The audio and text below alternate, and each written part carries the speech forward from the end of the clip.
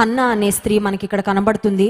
తన జీవితంలో తనకున్న కొరత, తనకున్న లోటు ఇంకెవరికి వెళ్ళి చెప్పుకోవడానికి ఇష్టపడలేదు. కానీ తనకు కలుగుతున్న వేదన, తనకు కలుగుతున్న బాధను గుర్చి దేవుని సన్నిధికి వచ్చి ప్రార్థన చేస్తూ బహుగా ఏడుస్తుందంట. ఒకవేళ మనుషుల ముందు మనం బహుగా ఏడిస్తే మనుషులు రకరకాలుగా స్పందిస్తారండి. కొంతమంది మనం ఏడుస్తుంటే లోపల చాలా ఆనందపడతారు తెలుసా. అందుకే ఒక వ్యక్తి ఏమన్నాడంటే, don't tell people your problems. మనుషులకి మీ సమస్యలు చెప్పొద్దు, ఎందుకంటే 80% of them will be happy that you have problems. 80% మంది మీకు సమస్యలు ఉన్నాయని సంతోషపడతారు. ఇంకొక 10% మంది దే డోంట్ ఈవెన్ కేర్ అంట.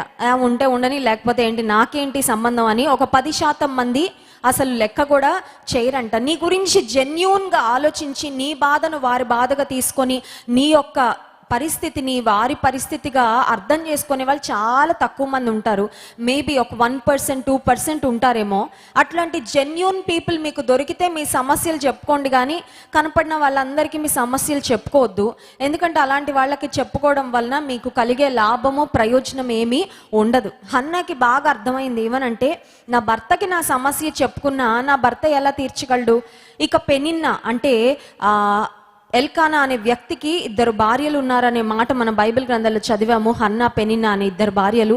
పెనిన్నా అనే ఆ స్త్రీకి దేవుడు ముందు పిల్లల్ని ఇచ్చారు. సో ఆమె హన్నాను వేధించడం, మానసికంగా బాధపరచడం, సూటిపోటి మాటలు అనడం ప్రారంభించింది. ఆబ్వియస్లీ ఆమెకి వెళ్ళి చెప్పుకోలేదు. ఈ రోజుల్లో లాగా సోషల్ మీడియా ఉండుంటే స్టేటస్ పెట్టుకునేదేమో, కానీ స్టేటస్ పెట్టుకోవడానికి అవకాశం లేదు కదండి. ఈ రోజుల్లో చాలా మందికి ఏదైనా బాధ వస్తే, కష్టం వస్తే, భర్త మీద కోపం వస్తే స్టేటస్ పెట్టేస్తారు. అంటే భర్త పేరు పెట్టర్లేండి, మనుషులు ఇలాగా అలాగా అని స్టేటస్ పెట్టేస్తారు కదండి. లేకపోతే ఫోన్ చేసి ఇంకెవరికో చెప్పుకుంటారు. అమ్మగారింటికి ఫోన్ చేసి చెప్పుకోవడం, లేకపోతే స్నేహితులకు ఫోన్ చేసి నా బాధలు ఇలా ఉన్నాయి, నా పరిస్థితి ఇలా ఉందని షేర్ చేసుకుంటారు. కానీ రోజుల్లో టెలికమ్యూనికేషన్ లేదు, లేకపోతే ఇంటర్నెట్ ఫెసిలిటీ లేదు.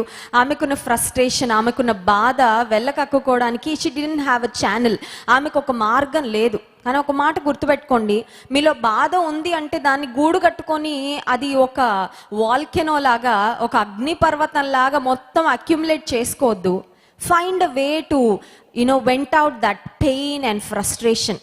చాలామంది బయటకు వ్యక్తపరచరు. బాధ వచ్చినా, కష్టం వచ్చినా ఎవ్వరికి చెప్పరు, ఎవ్వరికి వ్యక్తపరచుకో. లోపల అది ఎలా అయిపోద్ది అంటే ఒక అగ్నిపర్వతం లాగా మొత్తం అది గ్యాదర్ అయిపోయి ఒక్కసారి వాల్కెనో పేలిపోయినట్లు కొంతమంది వెళ్ళి అక్కడ దూకేయడం, లేకపోతే ఏదో ఒక తప్పుడు నిర్ణయం తీసుకొని వారి జీవితాన్ని అంతం చేసుకోవడం, ఇలాంటివి చేస్తుంటారు. If you have frustration, if you have pain, దేవుని సేవకురాలిగా నేను చెప్పాలనుకున్న మాట ఏంటంటే just go to the presence of God. భర్త ఆఫీస్కి వెళ్ళిపోయిన తర్వాత, లేకపోతే ఇంట్లో కొంచెం సైలెంట్గా ఉన్నప్పుడు, పిల్లలు ఎవరు లేనప్పుడు, స్కూల్కి వెళ్ళిపోయిన తర్వాత మౌనంగా ఉన్న ఒక సమయాన్ని వెతుక్కొని ఒక రూమ్లోకి వెళ్ళి తలుపేసుకొని హన్నాలాగా దుఃఖపడుతూ దుఃఖాక్రాంతురాలై ఆమె దేవుని సన్నిధిలో ఏడ్చిందనే మాట ఉంది. దేవుని సన్నిధిలో ఏడవండి, ఎంత ఏడ్చినా పర్వాలేదు. దేవుని సన్నిధిలో ఏడ్చే ప్రతి కన్నీటి బొట్టుకు ఆయన విలువ ఇస్తాడు. హల్లెలూయా. ఆయన మన కన్నీళ్లను ఆయన కవిలలో దాచించాడు అనే మాట దేవుని గ్రంథంలో మనం గమనిస్తాం. సో హన్నాకి తెలుసు సొల్యూషన్ ఎక్కడుందో. దేవుని సన్నిధికి వెళ్ళి ఆమె ప్రార్థన చేసుకుంది. హన్నా జీవితం నుండి ఒక 5 ఇంపార్టెంట్ పాయింట్స్, ఒక 5 ప్రాముఖ్యమైన అంశాలు నాకున్న సమయంలో త్వరగా నేను చెప్పి ఆ తర్వాత మనం స్తుతి ఆరాధనలోకి వెళ్దాం. మొట్టమొదటి అంశం ఏంటంటే, హన్నా దేవుని సన్నిధిలో చేసిన ప్రార్థన, హానాస్ ప్రేయర్. మనఃపూర్వకంగా ప్రార్థన చేసింది, ఏమి దాచుకోకుండా దేవుని సన్నిధిలో చెప్పుకుంది. కొన్నిసార్లు మనకి దుఃఖం వచ్చినా మనుషుల ముందు మనం కంట్రోల్ చేసుకోవాలని చూస్తాము. హన్నా తన ఎమోషన్స్ దేవుని సన్నిధిలో కంట్రోల్ చేసుకోలేదు. ఆమె ఏడ్చిందంట, కన్నీరు కార్చిందంట. దేవుని సన్నిధిలో ఆమె చేసిన ప్రార్థన 10వ వచనంలో మనం గమనించగలం. 10, 11 వచనాలు. బహు దుఃఖాక్రాంతురాలై వచ్చి యెహోవా సన్నిధిని ప్రార్థన చేయుచు బహుగా ఏడ్చుచు, సైన్యములకు అధిపతివగు యెహోవా, నీ సేవకురాలనైన నాకు కలిగి ఉన్న శ్రమను చూచి నీ సేవకురాలనైన నన్ను మరువక జ్ఞాపకము చేసుకొని నీ సేవకురాలనైన నాకు మగపిల్లను దయచేసిన ఎడల వాని తల మీదకి క్షౌరపు కత్తి ఎన్నటికీ రానియక వాడు బ్రతుకు దిన్నములన్నిటను నేను వానిని యెహోవా వగు నీకు అప్పగింతునని మ్రొక్కుబడి చేసుకొనెను. హన్నా చేస్తున్న ప్రార్థన ఒక మాటలో చెప్పాలంటే ఆమె మ్రొక్కుబడితో పాటు కలిసిన ప్రార్థన చేస్తుంది. 15వ వచనంలో హన్నా, అది కాదు నా ఏలినవాడా, నేను మనోదుఃఖము గలదాననై ఉన్నాను, నేను ద్రాక్షారసమునైనను మద్యమునైనను పానము చేయలేదు, కానీ నా ఆత్మను యెహోవా సన్నిధిని కుమ్మరించుకొను చున్నాను. దేవుని సన్నిధిలో ప్రార్థన చేసిన తర్వాత మనకు ఒక ఫీలింగ్ రావాలి. ఆ ఫీలింగ్ ఏంటంటే, నా బాధ అంతా కుమ్మరించేశాను, ఇప్పుడు నా హృదయం తేలిక అయిపోయింది. చాలాసార్లు ప్రార్థన చేస్తాం కానీ హాఫ్ హార్టెడ్గా చేస్తామండి. సగం సగం హృదయంతోనే చేస్తాం. సగం భారం దేవుడికి ఇస్తాము, సగం భారం మనమే పెట్టుకుంటాం. సగం బరువు దేవుని చేతిలో పెట్టి నువ్వు మొయ్యయ్యా అంటాము, సగం బరువేమో మన నెత్తి మీద పెట్టుకొని మనమే మోస్తాం. కొంచెమే దేవునికి ఎక్స్ప్రెస్ చేస్తాం మన పెయిన్, మన సఫరింగ్, కొంచెమేమో మన దగ్గరే పెట్టుకుంటాం. అందుకనే ప్రార్థన చేసిన తర్వాత మన హృదయాలు చాలాసార్లు తేలిక అవ్వట్లేదు. దేవుని మందిరానికి ఎందుకు రావాలి? ప్రార్థన కూడికల్లో ఎందుకు పాల్పొందాలి? ఉపవాస ప్రార్థనలకు ఎందుకు రావాలి? ఇంటిలో వ్యక్తిగతంగా దేవునితో సమయం ఎందుకు గడపాలంటే, నీ హృదయం అంతా నువ్వు కుమ్మరించుకొని దేవుని సన్నిధిలో మనవి చేసుకోవడానికి ప్రార్థన ఒక అద్భుతమైన ఆయుధము. హల్లెలూయా! ప్రార్థన ఒక ఆయుధం, మర్చిపోద్దు. మన దగ్గర ఒక ఆయుధము ఉంది. ప్రతి సమస్యను జయించడానికి, ఎదిరించడానికి, విజయం పొందుకోవడానికి ఒక ఆయుధం ఉంది. ఆ ఆయుధం AK-47 గన్ కాదు, లేకపోతే ఆ ఆయుధం ఒక ఖడ్గం కాదు. ఆ ఆయుధము ఒక మందులో, లేకపోతే ఒక మెడిసిన్సో, లేకపోతే మరొక టెక్నాలజీయో కాదు. ప్రతి విశ్వాసికి దేవుడిచ్చిన ఆయుధము ప్రార్థన. ఈ హన్నా అనే స్త్రీ దేవుని సన్నిధిలో ఆమె హృదయాన్ని కుమ్మరించుకొని, ఆమె ఆత్మను కుమ్మరించుకొని దేవుని సన్నిధిలో ప్రార్థన చేసింది. ఈ ఉదయకాల సమయంలో మనం కూడా దేవుని మందిరానికి ఎందుకు వచ్చామంటే, హృదయం కుమ్మరించుకొని ప్రార్థన చేయడానికి. హల్లెలూయా! అంత కుమ్మరించుకో. చూడండి, ఒక గ్లాస్ మనం ఇలా బోర్లిస్తే, కుమ్మరిస్తే ఇంక అందులో ఏమీ మిగలదు కదండి. మనకి ఇష్టం లేనివి ఎవరైనా మనకి పెట్టారనుకోండి, వాళ్ళ ఇంటికి వెళ్ళినప్పుడు మనం ఎలా తింటాము? కొంచెం తింటాం కదా. కానీ మనకి ఇష్టమైనవి పెట్టారనుకోండి, ఇప్పుడు పిల్లలకి కొన్నిసార్లు ఐస్ క్రీమ్ పెడతాం తినమని, వాళ్ళు ఎలా తింటారు? మొత్తం అవకాశం ఉంటే మొత్తం నాకేస్తారు కదా. ఎందుకంటే ఇంక అందులో ఏవి మిగల్చడానికి వాళ్ళకి ఇష్టము ఉండదు. దేవుని సన్నిధిలో హృదయము కుమ్మరించుకొని ప్రార్థన చేయడం అంటే ఏంటంటే, ఇంక నీ లోపల కొంచెం కూడా మిగుల్చుకోవద్దు, ఇంక నీ లోపల బాధ కొంచెం కూడా మిగుల్చుకోవద్దు, నీ లోపల ఉన్న ఆవేదన కొంచెం కూడా మిగుల్చుకోవద్దు. నువ్వు వెళ్తున్న శ్రమ చెప్పకుండా మిగలకూడదు, ఏది అంతా చెప్పేసుకోవాలి. హల్లెలూయా! హన్నా ప్రార్థన మనకి నేర్పించే ఒక శ్రేష్టమైన పాఠం ఏంటంటే, హృదయాన్ని కుమ్మరించుకొని చేసే ప్రార్థన. సో మొట్టమొదటిది హానాస్ ప్రేయర్. రెండవ అంశము హానాస్ కమిట్మెంట్. దేవుని సన్నిధిలో హన్నా ఒక ఒడంబడిక, దేవునితో ఒక మాట ఇచ్చినట్లుగా మనం గమనిస్తున్నాం. హన్నాకు తన జీవితంలో ఉన్న పెయిన్ చాలా ఎక్కువ ఉందండి. The pain that she was going through is unexplainable. ఎవరితో చెప్పుకోలేని బాధ గుండా హన్నా వెళ్తూ ఉంది. ఆ సమయంలో దేవుని సన్నిధిలో వెళ్ళి ప్రార్థన చేసుకుంటూ ఉన్నప్పుడు ఎందుకు అనిపించిందో తెలీదు, దేవా నాకు ఒకవేళ మగ బిడ్డను ఇస్తే ఆ బిడ్డను నీ సన్నిధిలో నీ సేవకు సమర్పిస్తాను అనే ఒక ప్రార్థన తన హృదయంలో నుంచి వచ్చింది. ఇక్కడ దేవుడు అడగలేదు హన్నాని, నీకు మగ పిల్లవాడిని ఇస్తాను, నీకు ఇచ్చిన తర్వాత ఆ అబ్బాయిని మళ్ళీ నా సేవ కొరకు ఇవ్వాలని దేవుడు అడిగాడండి. దేవుడు అడగలేదు. అది హన్నా హృదయంలో నుండి వాలంటరీగా తనకు తాను స్వతంత్రంగా దేవుని సన్నిధిలో ఇచ్చిన మాట. హన్నా మనసులో ఆ మాట వస్తూ ఉంటే హన్నా ఆ మాట దేవుడికి చెప్పకుండా లోపల అణుచుకోవచ్చు, అవునా కదా. కొన్నిసార్లు తల్లిదండ్రులు దేవుడు వారికి బిడ్డలను ఇవ్వకపోతే, ఒకవేళ బిడ్డలు కలగడం ఆలస్యం అవుతుంటే ప్రార్థన చేసుకుంటారు, ప్రభా నీవు మాకు బిడ్డని ఇస్తే ఆ బిడ్డను నీ సేవ కొరకు సమర్పిస్తాము అని. కానీ కొంతమందికి ఆ సమర్పణ మనసులో నుంచి వస్తున్న కొంతమంది అణచివేసుకుంటూ ఉంటారు. ఎందుకంటే అమ్మో ఇప్పుడు దేవుడికి మాట ఇచ్చేస్తే రేపు పొద్దున పుట్టిన తర్వాత నేను నెరవేర్చగలనో లేదో అని. హన్నాకి హృదయంలో ప్రేరేపణ వచ్చింది. హన్నాకి హృదయంలో దేవుడు ఆ తలంపిచ్చాడు, తనకు దేవుడు ఇవ్వబోయే బిడ్డను దేవుని కొరకు సమర్పించాలి అని. హన్నా తన మనసులో వచ్చిన కమిట్మెంట్ దేవునితో చెప్పుకుంది. హన్నా కష్టం దేవునితో చెప్పుకుంది, హన్నా సమర్పణ కూడా దేవునితో చెప్పుకుంది. ఈ ఉదయకాల సమయంలో నేను అడగాలనుకున్న ప్రశ్న ఏంటంటే, నీవెప్పుడైనా దేవునికి ఏదైనా కమిట్మెంట్ ఇచ్చావా? Have you ever said anything in the presence of God? దేవా, నీవు నా జీవితంలో కార్యం జరిగిస్తే I will do such and such a thing. ఈ పని నేను చేస్తా ప్రభా, ఈ విషయంలో నేను ఇలా నిన్ను గణపరుస్తాను. ఎప్పుడైనా ఒక తీర్మానము తీసుకున్నారా? ఎప్పుడైనా దేవునికి ఒక మాట ఇచ్చారా? బహుశా దేవునికి మనం ఇచ్చిన మాట మన ఇంట్లో ఎవరికి తెలియకపోవచ్చు, మనుషులు ఎవ్వరికి తెలియకపోవచ్చు, కానీ మనకు తెలుసు. ఎందుకంటే మాట ఇచ్చింది మనం కాబట్టి. మనం దేవునికి మాట ఇవ్వాలని దేవుడు బలవంత పెడతాడా అండి? చెప్పండి. దేవుడు హృదయం ఇవ్వమని ఎవరినైనా బలవంత పెట్టాడా? మనలో ఎవరిని బలవంత పెట్టలేదు. వాలంటరీగా మనం ఇచ్చాం. యేసయ్య, ఇదిగో నా హృదయంలోకి రండి, ఇదిగో నా జీవితానికి మీరు దేవుడుగా ఉండండి, నా కాపరిగా ఉండండి, మనం ఇచ్చాం వాలంటరీగా. దేవుడు ఫోర్స్ఫుల్గా ఎవరిని కూడా ఇరికించడు కదండి. కొన్నిసార్లు బ్యాంకుల్లో మనం లోన్ తీసుకుంటే బ్యాంక్ వారు అంటారు, పలానా తారీఖుకి మీరు ఒకవేళ లోన్ కట్టలేకపోతే ఇదిగో మీ ఇల్లు మార్ట్గేజ్ చేస్తాము, మీకున్న ఈ ఆస్తి కాగితాలు కూడా మాకు ఇవ్వాలి, ఈ లోన్ మీరు చెల్లించలేని పక్షంలో మీ ఇల్లు మేము అమ్మేసి వేలం వేసేసి ఆ వచ్చిన ధనాన్ని ఆ లోన్కి మేము కట్టేసుకుంటామని కొన్నిసార్లు బ్యాంక్ వారు మనల్ని కొన్నిసార్లు బంధించేస్తారు కదండి, మనల్ని కట్టిపడేసినట్లు చేస్తారు. ఇప్పుడు దేవుని సన్నిధిలో మనం ఆయనకి మాట ఇవ్వాలని దేవుడు మనల్ని ఎవరిని కూడా ఎప్పుడూ బలవంతము చేయడు. That is something voluntary. మనం హృదయపూర్వకంగా దేవుని సన్నిధిలో ఇచ్చే మాట అది. సో నెరవేర్చడం విషయంలో కూడా మనకే ఉండాలి ఆ పట్టుదల. మాట ఇచ్చింది మనమే కాబట్టి, దేవుడు బలవంతం చేయలేదు కాబట్టి, దేవుని పట్ల మాట నెరవేర్చే విషయంలో కూడా మాట ఇవ్వడానికి ఎంత త్వరపడ్డామో మాట నెరవేర్చడానికి కూడా అదే విధంగా మనము త్వర పడాలి. సో మొట్టమొదటిది హన్నాస్ ప్రేయర్, హన్నా యొక్క ప్రార్థన, హృదయము కుమ్మరిస్తూ చేసిన ప్రార్థన. రెండవదిగా హన్నాస్ కమిట్మెంట్, దేవుని సన్నిధిలో ఆమె దేవునికి ఇచ్చిన మాట. మూడవ అంశం ఏంటంటే హన్నాస్ ఫెయిత్. హన్నా ఒక విశ్వాస వనిత అండి. ఒకసారి ఇక్కడ ఉన్న వనితలందరూ, స్త్రీలందరూ ఇలా చేయబట్టి చెప్పండి, విశ్వాస వనిత అని చెప్పండి. పురుషులు కూడా విశ్వాస వీరులు అని చెప్పండి. ఎవరు తక్కువ కాదు కదండి, విశ్వాస వీరులు ఉన్నారు బైబిల్లో, విశ్వాస వనితలు ఉన్నారు. హన్నా ఒక విశ్వాస వనిత. అందుకే బైబిల్లో ఆమె పేరు హన్నా. హన్నా హన్నా హన్నా అని ఎందుకు రాయించాడు దేవుడు?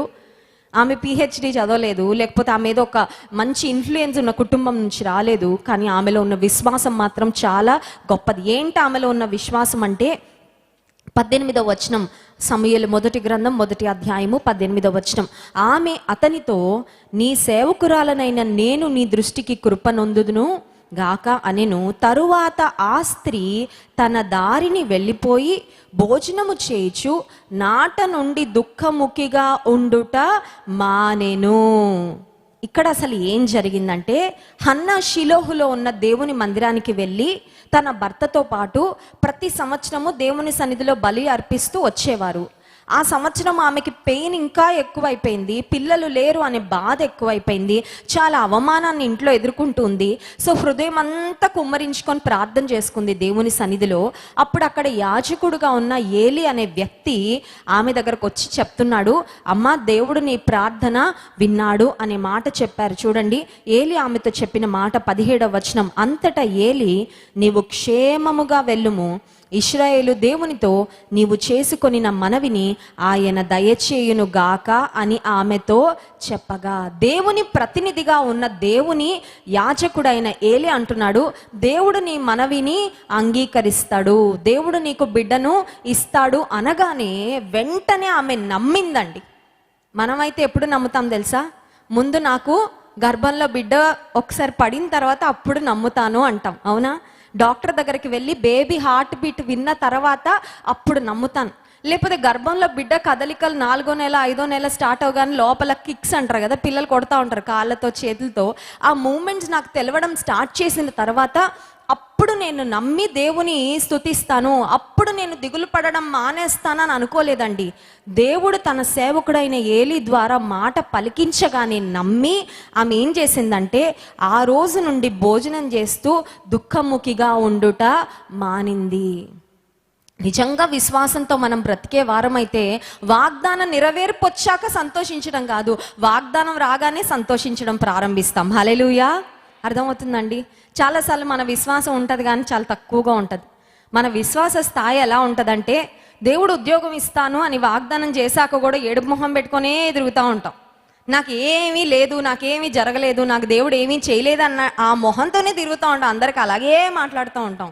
వాగ్దానం పొందగానే నీ ముఖంలో, నీ కాన్ఫిడెన్స్లో, నీ యొక్క విశ్వాసంలో, నువ్వు సాక్ష్యం ఇచ్చే విధానంలో ఒక మార్పు రావాలి. హల్లెలూయా. అప్పుడే నీవు పరిపూర్ణంగా దేవుని నమ్మినట్టు. లేకపోతే నువ్వు కంప్లీట్గా దేవుని మాటను నమ్మలేదు అన్నమాట. అపనమ్మిక ఉంటే అద్భుతం జరగదు. ఒక మాట చెప్పమంటారా? మన యొక్క అవసరతకు, మనం పొందుకోవాల్సిన అద్భుతానికి మధ్యలో ఒక పెద్ద అడ్డుబండి ఏంటంటే అపనమ్మిక. Unbelief is that stumbling block for us to receive our blessing. మన ఆశీర్వాదం మనం పొందుకోకుండా అడ్డుపడేది, అడ్డుబండ ఏంటంటే అపనమ్మిక. దేవుడు చెప్పాడని భర్తను మారుస్తానని ఖచ్చితంగా మారుస్తాడు. హల్లెలూయా. ఇందాక సిస్టర్ సాక్ష్యం చెప్తా ఉన్నారు. స్టార్టింగ్లో ఏడ్చుకుంటా చెప్పారు, లాస్ట్కి వచ్చేసరికి సంతోషంతో చెప్పారు. హల్లెలూయా.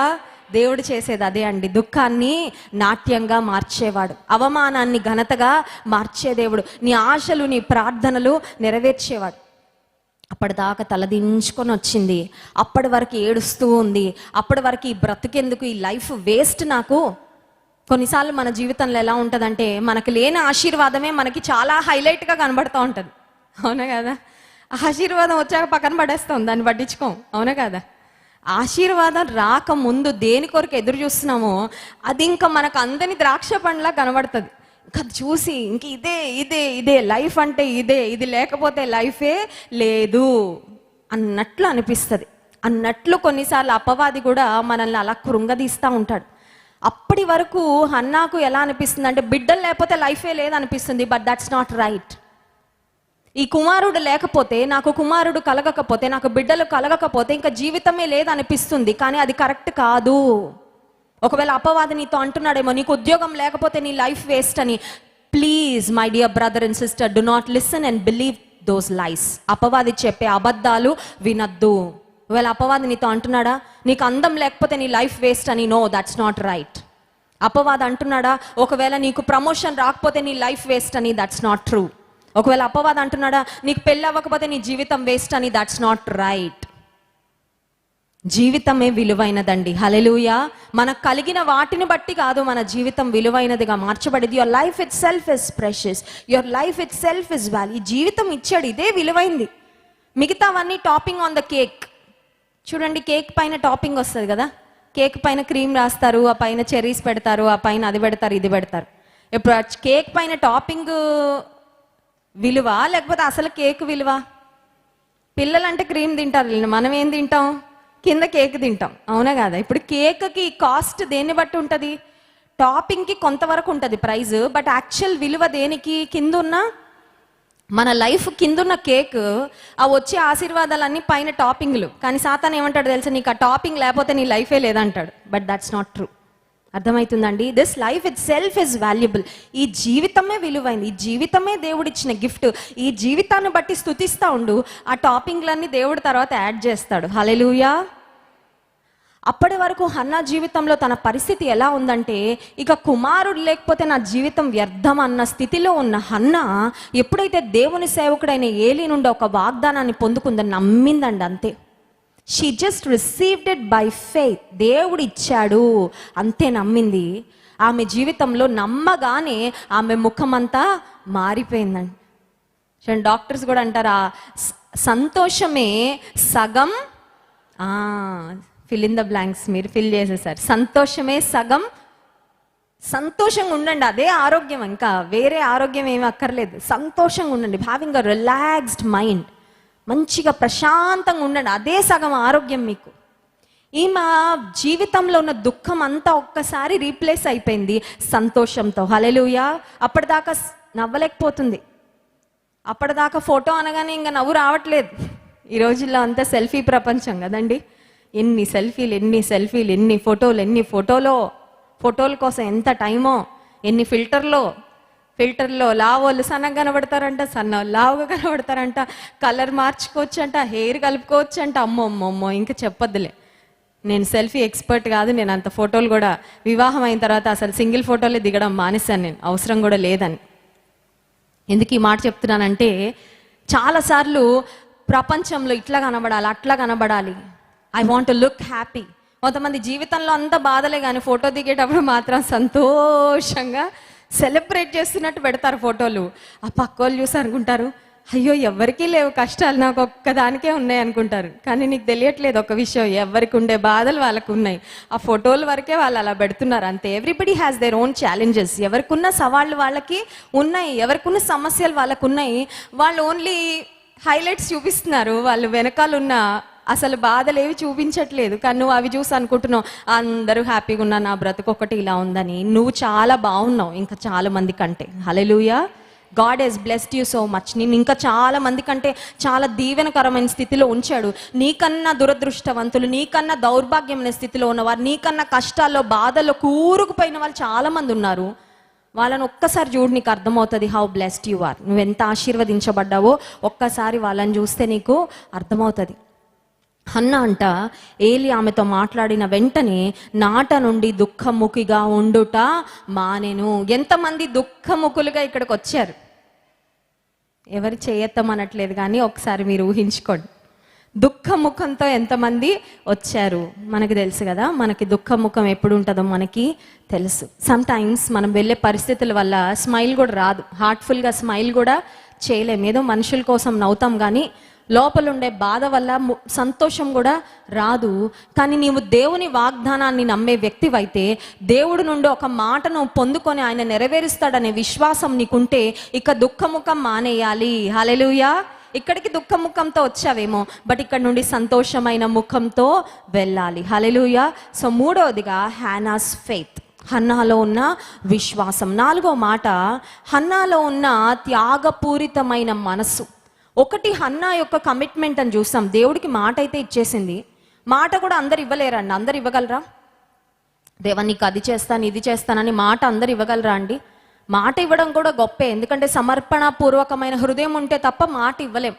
మాట ఇవ్వడము ఒక మంచి మెట్టు చెప్పాలంటే. ఆత్మీయ జీవితంలో దేవునికి ఒక వాగ్దానం చేసి, ఒక ఒడంబడిక చేసి, నీ కొరకు పలానాది నేను సమర్పించుకుంటా ప్రభా అని నువ్వు ఒక వాగ్దానం దేవుని సన్నిధిలో చేసావంటే that itself is great.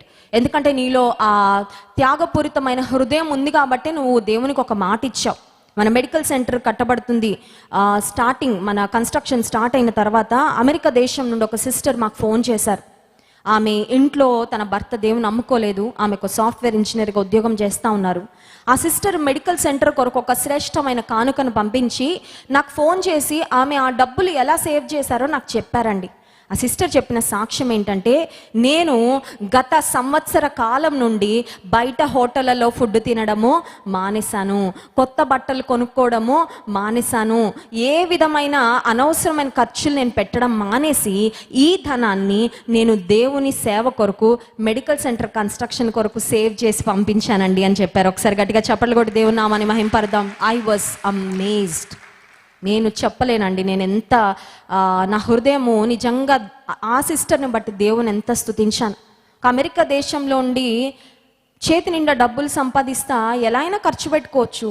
ఆమెను ఎవరు అడిగేవారు లేరు, ఆమె భర్త కూడా దేవుని నమ్ముకోలేదు.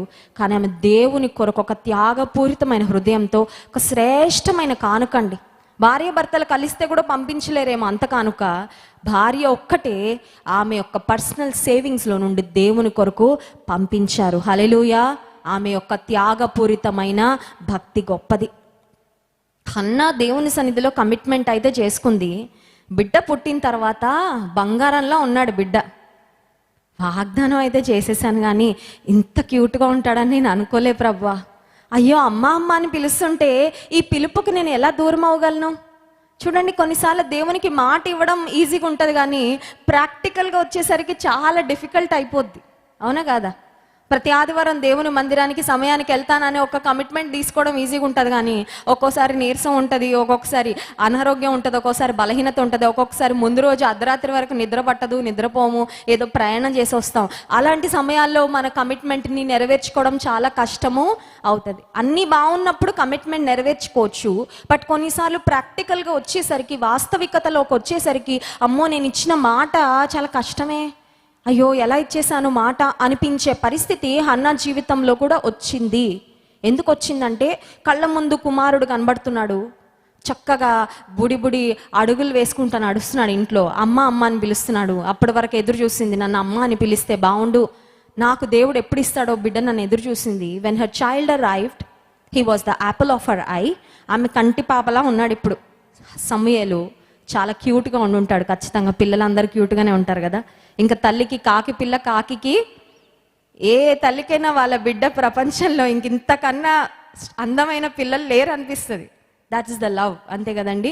తల్లికి బిడ్డలకున్న పేగుబంధం అలాంటిది. సరే, ఇప్పుడు కుమారుడు పెరుగుతూ ఉంటే హన్నాకు ఇట్ వాస్ టైం. బిడ్డ పాలు విడిచిపెట్టే సమయం వచ్చేసింది. ఇప్పుడు బిడ్డను కూడా విడిచిపెట్టవలసిన సమయము వచ్చేసింది. అప్పుడు ఆమె ఏం చేసిందంటే 24వ వచనం చూడండి. సమూయేలు మొదటి గ్రంథం 1వ అధ్యాయం 24వ వచనం. పాలు మాన్పించిన తరువాత అతడు ఇంకా చిన్నవాడై ఉండగా ఆమె ఆ బాలుని ఎత్తుకొని 3 కోడెలను, తూమెడి పిండిని, ద్రాక్షరసపు తిత్తిని తీసుకొని షిలోహులోని మందిరమునకు వచ్చెను. ఆమె డిలే చేసినట్లు ఎక్కడైనా ఉందండి? ఆమె లాగ్ చేసినట్లుందా? అయ్యో పాలు మానాడు కానీ ఇంకా సరిగ్గా పనులన్నీ చేసుకోలేకపోతున్నాడు. కొన్నిసార్లు చూడండి, మనకి ఇష్టం లేని పనులు ఏమైనా చేయాలంటే కొన్నిసార్లు మనం ఏదో ఒక సాకులు వెతుకొని లేట్ చేస్తూ ఉంటాం. దేవుడు అర్థం చేసుకుంటాడులేండి. మా వాడు వెళ్ళిపోతే మరి ఇంకా డైపర్ కూడా మానేయలేదు, మరి అక్కడ ఎలా ఉంటాడో, అన్నం కూడా తినడం సరిగ్గా రాదు, పాపం అక్కడ ఎవరు పెడతారు అన్నం, ఇలాంటివన్నీ ఆలోచించవచ్చు ప్రాక్టికల్గా ఒక మదర్గా. కానీ హన్నా అవేం ఆలోచించలేదు. ఆమెను వెనకాలండి ఎల్కానా అదిగో బిడ్డను వదిలిపెట్టు అని పుష్ చేసినట్లు కానీ, ఆమె డిలే చేసినట్లు కానీ, దేవుని పట్ల ఆమె చేసుకున్న ఒడంబడిక సమర్పణను ఆమె నెరవేర్చుటలో ఆలస్యం చేసినట్లు కానీ మనకి వాక్యంలో కనబడదు. అంటే దేవుడు ఆశీర్వాదం ఇవ్వక ముందు దేవుని మీద ఆమెకున్న ప్రేమ ఎలా ఉందో, దేవుడు ఆశీర్వాదం ఇచ్చాక కూడా దేవుని మీద ఆమె ప్రేమ మారలేదు. హల్లెలూయా. కొన్నిసార్లు బిడ్డలు వచ్చిన తర్వాత భార్యకు భర్త కంటే బిడ్డలు ఫస్ట్ అయిపోతారు, అవునా కదా? భర్త తిన్నాడా లేదా పట్టించుకోరు, కానీ పిల్లలు తిన్నారా లేదా పట్టించుకుంటారు. ఇప్పుడు హన్నా జీవితంలో కూడా తన కుమారుడి మీద అమితమైన ప్రేమ, మిక్కుటమైన ప్రేమ ఉంది.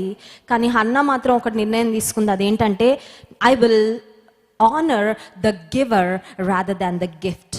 గిఫ్ట్ ఇచ్చింది దేవుడే, కానీ గిఫ్ట్ ఇచ్చిన గివర్ ఆయనను గనపరుస్తాను. నాకు దేవుడు కంటే, గివర్ కంటే నాకు గిఫ్ట్ ఎక్కువ కాదు అనుకుంది. హల్లెలూయా. అర్థమవుతుందండి? చాలాసార్లు మనకి గిఫ్ట్ వచ్చాక ఒక ఉద్యోగం అవనియండి, ఒక జీవిత భాగస్వామి అవనియండి, ఒక వ్యాపారం అవనియండి, ఒక ఇల్లు అవనియండి. కొంతమందికి ఇల్లే పెద్ద దేవత అయిపోద్ది. ఆ ఇల్లు కడుక్కొని, ఆ ఇల్లు తుడుచుకొని, ఆ ఇల్లు సర్దుకొని ఇంకా జీవితం అంతా ఇంటి కోసమే అంకితం అన్నట్లు అయిపోతారు కొంతమంది స్త్రీలు. నీకు ఇల్లు ఎవరిచ్చారు? నువ్వు ఉండడానికి నివాసం ఎవరిచ్చారు? ఆ దేవునితో సమయం గడుపుతున్నావా? ఆ దేవునికి ప్రాధాన్యత ఇస్తున్నావా? ఆ దేవునితో మాట్లాడడానికి నీకు టైం ఉందా? లేకపోతే ఇంకా జీవితం అంతా ఇల్లు ఇల్లు ఇల్లు అనుకుంటా కూర్చుంటున్నావా? హన్నా తన జీవితంలో నిర్ణయం తీసుకుంది. I will honour the giver rather than the gift. నాకు ఆశీర్వాదం ఇచ్చిన దేవుని కనపరుస్తాను, నాకు ఆయన కంటే ఈ ఆశీర్వాదం ఎక్కువ కాదు. సో ఆమె యొక్క సమర్పణ పూర్వకమైన జీవితం. 28వ వచనం చూడండి. కాబట్టి నేను ఆ బిడ్డను యెహోవాకు ప్రతిష్ఠించుచున్నాను, తాను బ్రతుకు దినములన్నిటను వాడు యెహోవాకు ప్రతిష్ఠితుడని చెప్పెను. హల్లెలూయా. కొన్ని రోజులండి ఇంటర్న్షిప్ అని చెప్పలేదండి ఏలి గారు. కొన్ని రోజులు మా బిడ్డను అక్కడ వాడుకోండి పరిచర్యలో, ఆ తర్వాత నేను తీసుకెళ్తాను అని చెప్పలేదండి. వాడు జీవితకాలం అంతా దేవుని మందిరంలో ఉంటాడు. And I'm ready for it. ఆమె మనసుని సిద్ధపరచుకుంది. హల్లెలూయా. దేవుని పనిలో మనం వాడబడాలంటే, దేవుడు మనకిచ్చిన మాటను నెరవేర్చాలంటే చాలాసార్లు నీ మనసును సిద్ధపరచుకోవాలా. You know that. అపవాది కొన్నిసార్లు నీ మనసులో తిష్టేసుకొని కూర్చుంటాడు. మాట అయితే ఇచ్చేసావు కానీ మర్చిపోలే అంటాడు.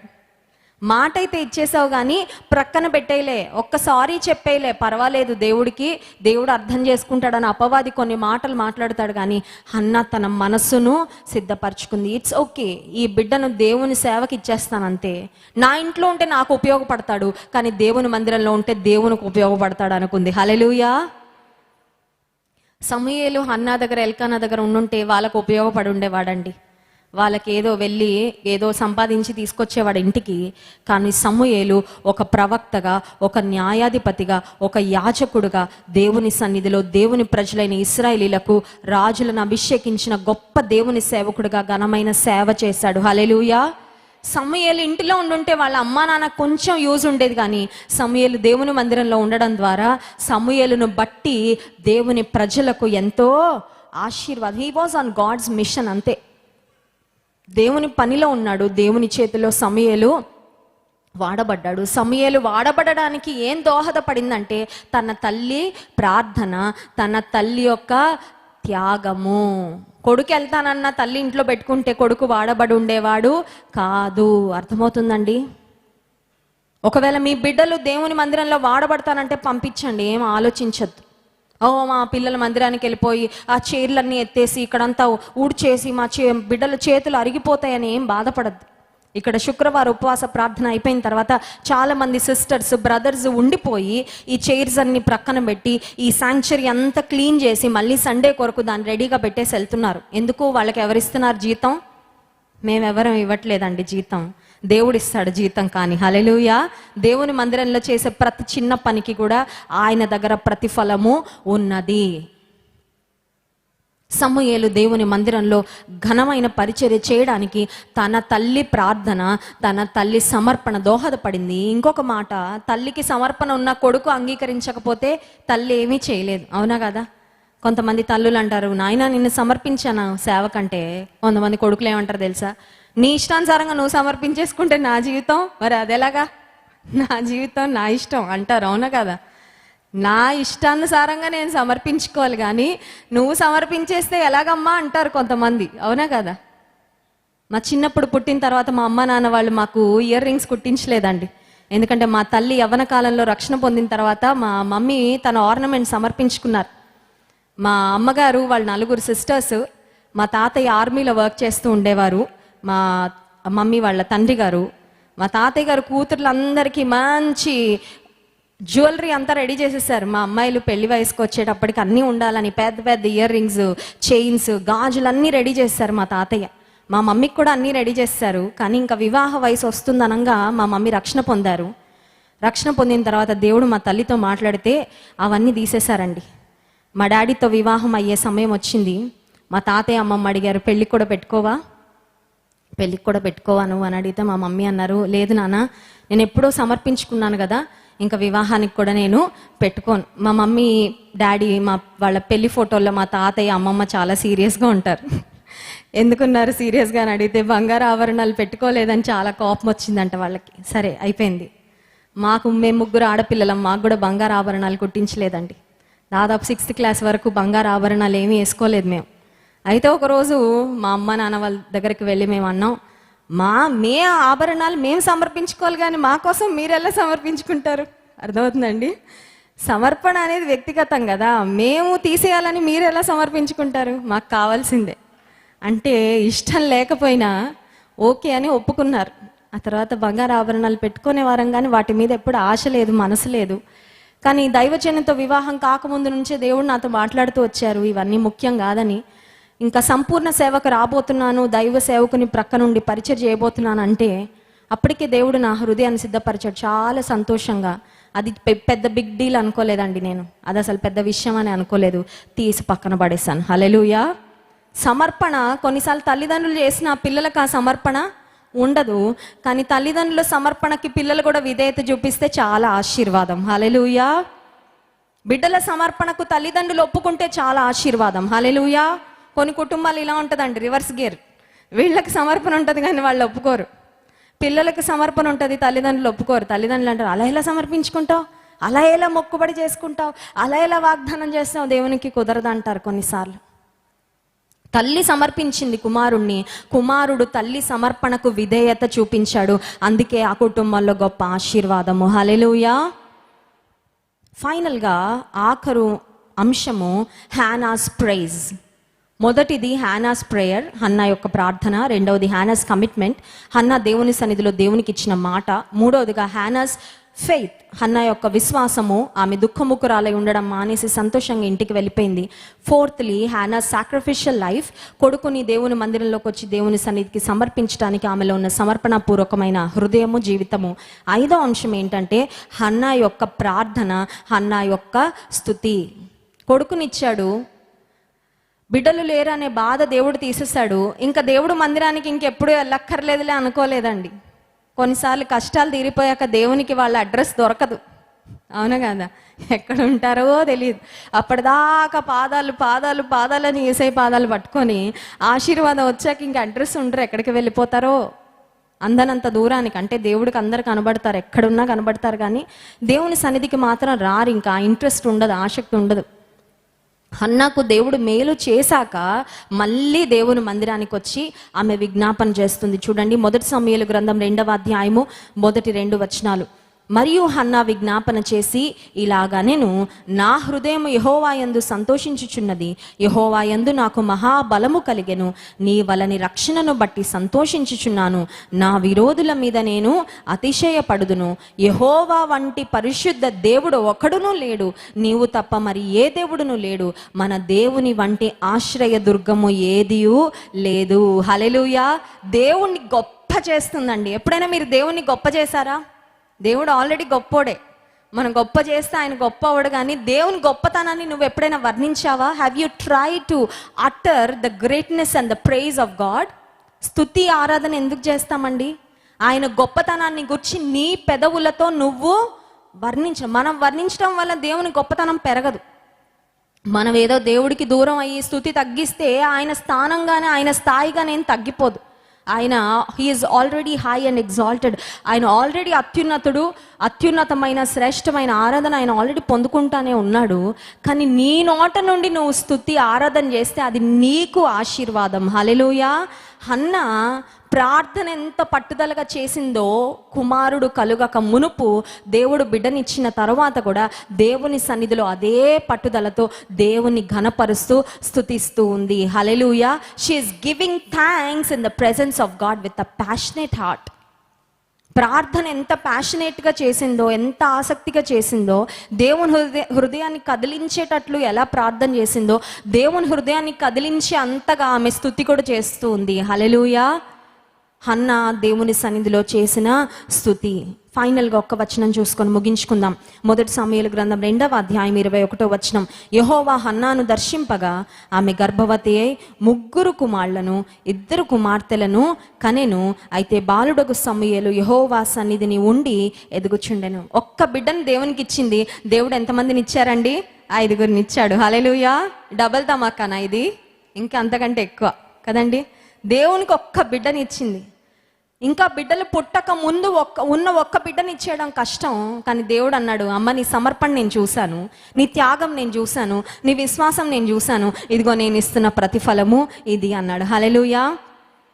నీవు దేవుని కొరకు ఏదైనా ఇచ్చేటప్పుడు ఆలోచించద్దు, అమ్మో మళ్ళీ వస్తుందో రాదా అని. చాలా ఎక్కువ వచ్చిందండి, అవునా కాదా? ఇంట్లో అమ్మ అని పిలవడానికి ఇంకెవరు ఉండరు అనుకుంటూనే అయినా కూడా దేవునికి ఇస్తానని ఇచ్చింది. చుట్టూ 5 పిల్లల్ని పెట్టాడు దేవుడు. హల్లెలూయా. వాళ్ళని చక్కబెట్టుకోవడానికే టైం సరిపోయేది కాదేమో హన్నాకి. అంతగా ఆమెను దేవుడు సంతోషపరిచాడు. ఉదయకాల సమయంలో దేవుని సన్నిధికి మనం వచ్చాము, ప్రార్థన చేయడానికి వచ్చాము, హృదయం కుమ్మరించుకోవడానికి వచ్చాము, విశ్వాసంలో బలపడడానికి వచ్చాము. దుఃఖముఖంతో వచ్చినట్లయితే ఇక్కడ నుండి ధైర్యంతో, సంతోషంతో, విశ్వాసంతో తిరిగి వెళ్దాం. హన్నా వంటి సమర్పణ, హన్నా వంటి త్యాగపూర్వకమైన హృదయము, హన్నా వంటి విశ్వాసము దేవుడు మనకు అనుగ్రహించునుగాక. ఆమేన్. కళ్ళు మూసుకోండి, ప్రార్థన చేసుకుందాం. పరిశుద్ధుడా, మహోన్నతునికి స్తోత్రాలు. హన్నా జీవితంలో నుండి కొన్ని శ్రేష్టమైన నాయన పాఠాలు మీరు మాకు నేర్పించినందుకు మీకు వందనాలు చెల్లించుకుంటున్నాం ప్రభువా. ఒకప్పుడు ఏమీ లేని స్థితిలో, దుఃఖములో, అవమానంలో నీ మందిరానికి వచ్చింది, ఈ సన్నిధిలో తన హృదయాన్ని కుమ్మరించుకుంది. అయితే నీవు నీ సేవకుడైన ఏలీ ద్వారా సెలవిచ్చినట్లుగా ఆమె ఆశను నెరవేర్చావు ప్రభువా.